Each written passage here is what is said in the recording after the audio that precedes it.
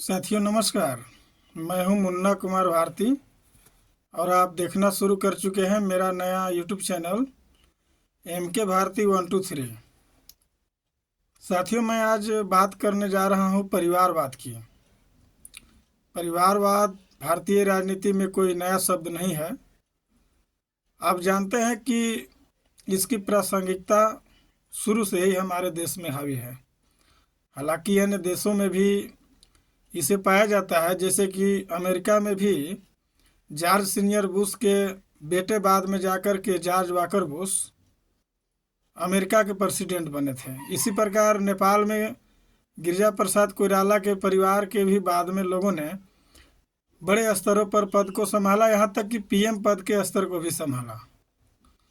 तो अन्य देश हैं जहाँ ऐसी उदाहरण है। बगल में जो पाकिस्तान है वहाँ पर भी परिवारवाद का उदाहरण है, जहाँ पर बेनज़ीर भुट्टो जो जीता जागता उदाहरण है, जिन्हें भी बाद में प्रधानमंत्री बनने का अवसर मिला था।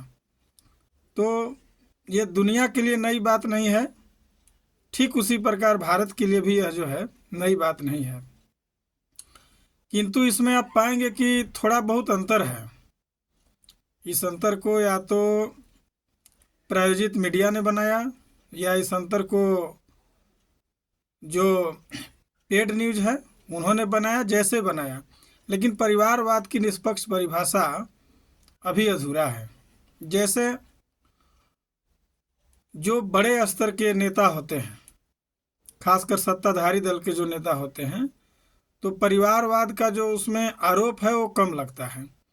अब इसमें हमारे नेशनल स्तर के मीडिया की कमी हो या मीडिया मैनेजमेंट कर दिया जाता हो, लेकिन परिवारवाद का जो मापदंड है वो दोहरा रूप यहाँ पर देखने को मिलता है। अभी जैसे कि गांधी फैमिली परिवारवाद का सबसे पुराना उदाहरण है हमारे देश में, क्योंकि कई पीढ़ी तक गांधी फैमिली का यहाँ पर राज रहा। और आज भी जो अखिल भारतीय कांग्रेस कमेटी है, कहने को तो उसके राष्ट्रीय अध्यक्ष मल्लिकार्जुन खड़गे हैं, लेकिन मल्लिकार्जुन खड़गे जो हैं कोई भी फैसला लेने में सक्षम नहीं हैं। इस पार्टी पर आज भी श्रीमती सोनिया गांधी और माननीय राहुल गांधी जी का पूरा प्रभाव है। तो हम पाते हैं कि अन्य जगहों पर अगर देखें, जैसे कि मुलायम सिंह यादव के परिवार में अभी वर्तमान भारत में सबसे ज़्यादा परिवारवाद के यदि कोई उदाहरण है तो मुलायम सिंह यादव, चूँकि उनका एक पूरा कुनबा उसमें शामिल है।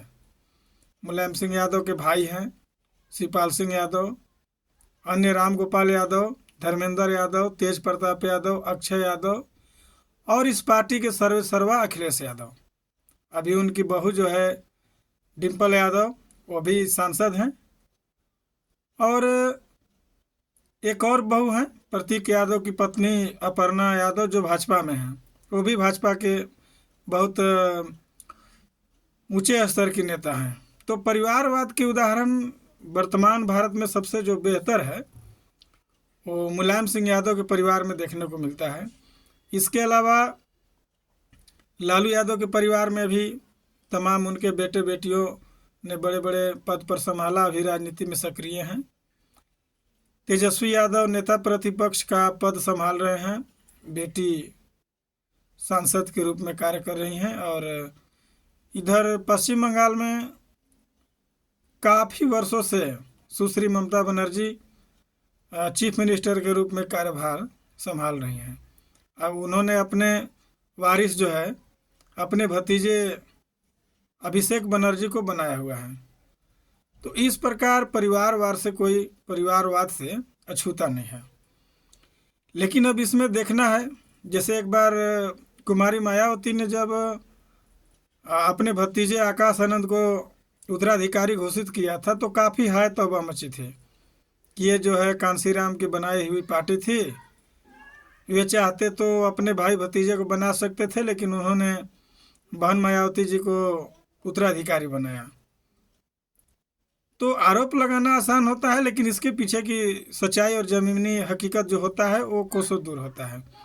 तो इस सवाल का जवाब तो मायावती जी ने कई बार दिया है कि उन्होंने कभी जो है अपने न किसी भाई को सांसद बनाया न विधायक बनाया, न भतीजा को सांसद विधायक बनने का अवसर दिया और न कभी किसी परिवार से वे बनाना चाहती थी।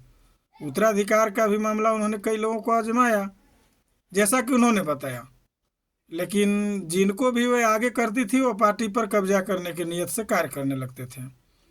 तो इसलिए काफ़ी सोच समझ कर, और ये कोई उनका फैसला नहीं बल्कि पार्टी के पूरे कार्यकारिणी का फैसला था, और पार्टी के ही लोगों ने सुझाव दिया, जो पार्टी के बड़े बड़े सलाहकार रहे उन्होंने ही सुझाव दिया कि बहन जी, पार्टी का उत्तराधिकारी आपके परिवार से ही हो, क्योंकि आपके परिवार में न कोई सांसद है, न विधायक है, न एमएलसी है, न कभी मंत्री बनाए।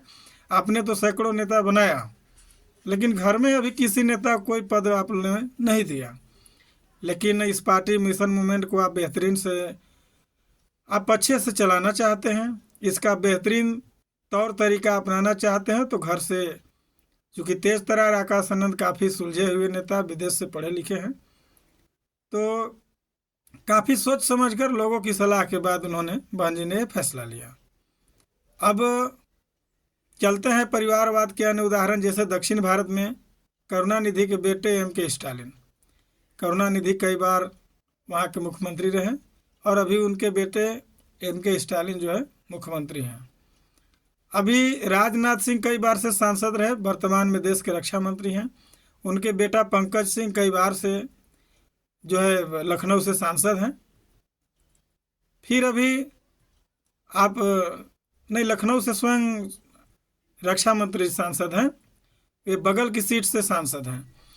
तो अभी देखिए, बिहार हो गया, पश्चिम बंगाल हो गया, उत्तर प्रदेश हो गया, साउथ हो गया, राजस्थान में देखिए राजेश पायलट के बाद सचिन पायलट, मध्य प्रदेश में देखिए आप इस देख लीजिए ज्योतिरादित्य सिंधिया, उनके पिताजी माधवराव सिंधिया बहुत बड़े केंद्र में कांग्रेस के नेता रहे। ज्योतिरादित्य सिंधिया खुद कांग्रेस के बहुत बड़े नेता रहे, केंद्रीय मंत्री रहे। अभी वो भाजपा में नेता हैं, भाजपा में केंद्र सरकार में मंत्री भी हैं।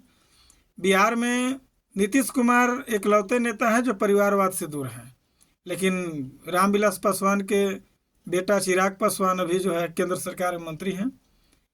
मेरे कहने का मतलब कि परिवारवाद से अभी तक कोई अछूता नहीं है। यदि कोई परिवारवाद का आरोप लगाता है तो गाहे बगाहे 2-3 कारणों से होता है। जैसे कि झारखंड में रघुवर दास थे, तो उनके बेटे राजनीति में नहीं आए, लेकिन अभी उनकी बहू पूर्णिमा दास राजनीति में कदम रखी। अर्जुन मुंडा की पत्नी जो है मीरा मुंडा राजनीति में कदम रखी। शिबू सोरेन के बाद हेमंत सोरेन, हेमंत सोरेन के बाद कल्पना सोरेन अभी राजनीति में कदम रखी।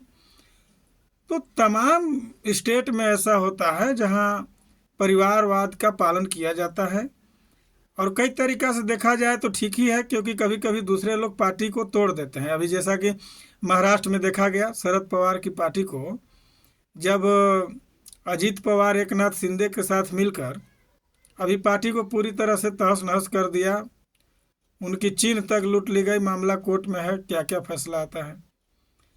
तो इस प्रकार से हम देखते हैं कि परिवारवाद का जो उदाहरण है वो हर एक जगह है, हर एक स्टेट में है, लेकिन कुछ लोगों पर या तो कम जानकारी के अभाव में, या अपनी निजी द्वेष के अभाव में, या उनकी सोच हो, न जाने किस सोच से वे गिने चुने जो पार्टियां होती हैं, खासकर जिन पार्टियों का संरक्षण दलित आदिवासी के हाथों में होता है, तो उन पर परिवारवाद का आरोप जो है विपक्षी लोग ज़्यादा लगाते हैं।